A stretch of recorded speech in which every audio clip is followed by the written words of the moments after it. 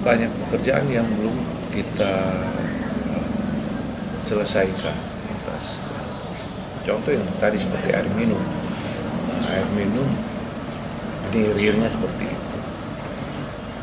Belum tentu yang mengganti saya dengan jangka waktu 3,5 tahun.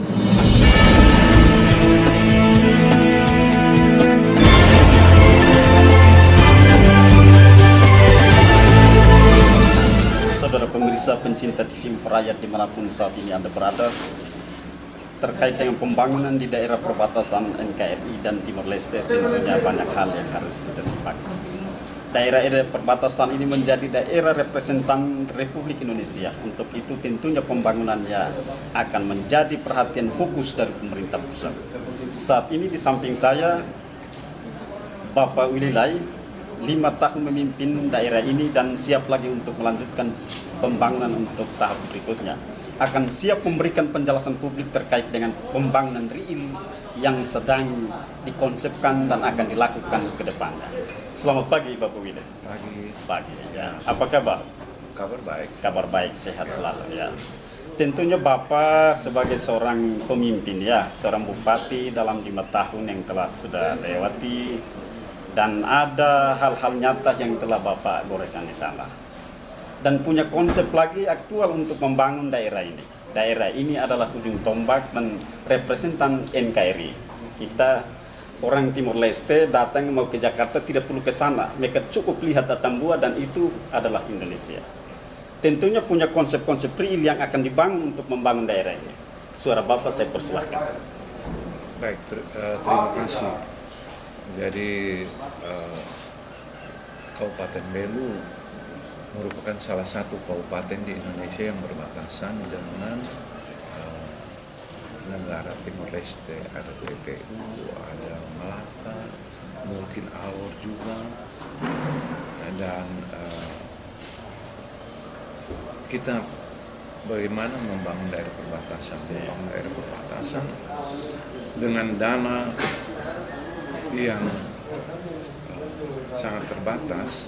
Perbatasan ini kalau kita ingin tadi seperti yang disampaikan bahwa ini representatif dari Indonesia, saya rasa ini tidak mungkin. Kalau representatif dari Indonesia berarti harus ada dana yang cukup untuk kita bangun. Ini kan DAU dan lain sebagainya sama dengan daerah non perbatasan. Ya, tentu karena sama seperti itu, pembangunan juga akan sama dengan kota-kota yang lainnya. Jadi kalau ingin terjadi percepatan, harus pemerintah pusat mengalokasikan dana khusus untuk daerah-daerah perbatasan itu sehingga bisa menjadi representatif dari Indonesia. Baik. Tentunya itu ya, artinya konsep bahwa kita dari sisi topografi, geografis dan sisi kita paling depan, dan makanya itu saya katakan bahwa representan karena lebih dekat dengan daerah-daerah pinggirannya ya. Lalu yang dilakukan selama 5 tahun Bapak lakukan membangun real di Belu ini dia seperti apa? Pertama kan ada beberapa visi misi, saya terlalu panjang saya sebutkan satu persatu. Yang real terkait infrastruktur. Infrastruktur, pembangunan infrastruktur.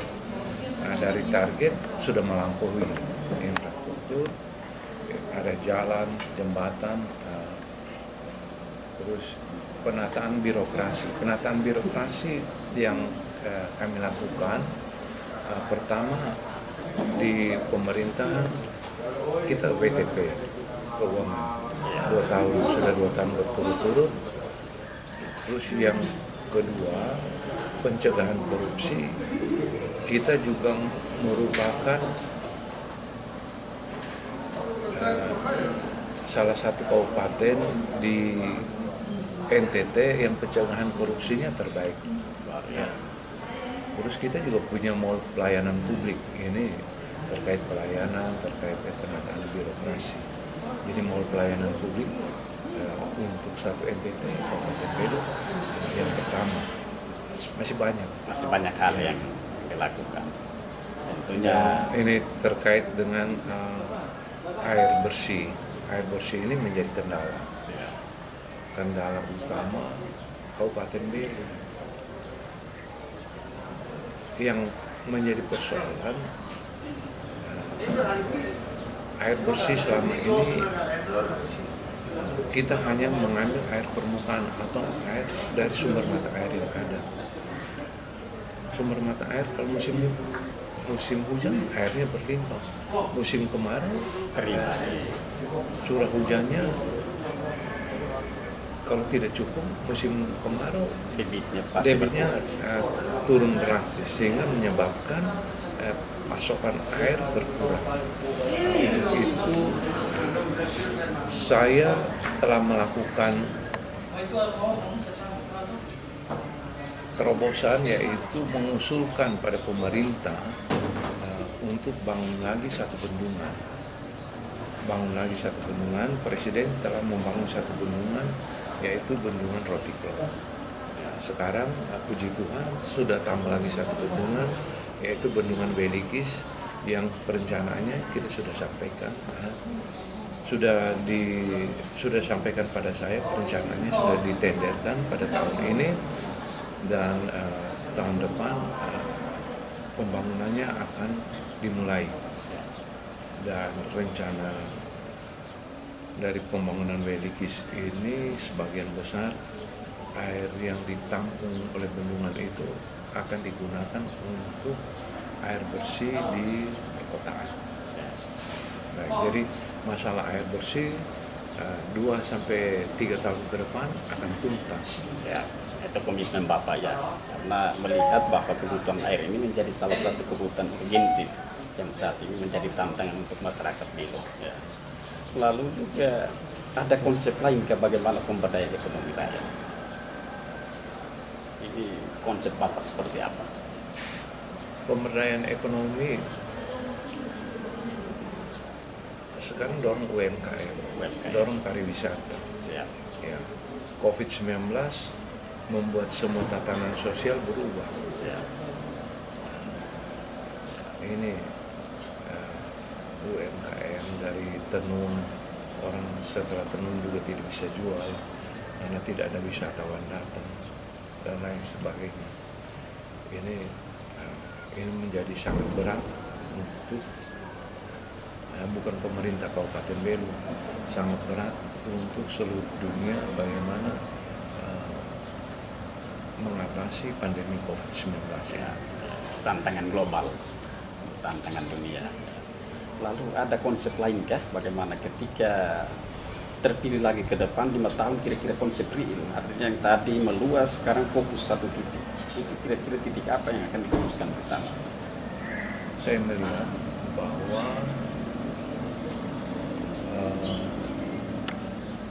banyak pekerjaan yang belum kita selesaikan. Contoh yang tadi seperti air minum. Air minum di realnya seperti itu. Belum tentu yang mengganti saya dengan jangka waktu 3,5 tahun.